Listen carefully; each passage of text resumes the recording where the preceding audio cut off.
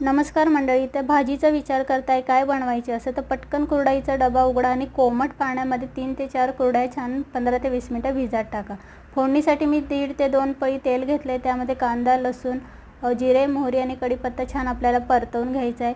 चॅनलला नवीन असाल तर चॅनलला सबस्क्राईब करा, बेल आयकॉनला क्लिक करायला विसरू नका, व्हिडिओला एक लाईक नक्की करा। कुरडई छान भिजून मोकळी झालेली आहे, मी पाणी निथळून साईडला ठेवलंय। आता आपले टोमॅटो कांदा वगैरे छान मस्त परतवून झाले, यामध्ये आपण सुके मसाले ॲड करूया। त्यासाठी मी चवीपुरतं मीठ घेतलंय, 2 चमचे लाल मिरची पावडर आणि अर्धा चम्मच हळद। चवीसाठी मीठ टाकावंच लागणार आहे, कारण की कुरडई भिजत घातल्यानंतर ते सगळं त्याचा खारटपणा निघून जातो, त्याच्यामुळे आपल्याला चवीसाठी मीठ टाकावंच लागतं।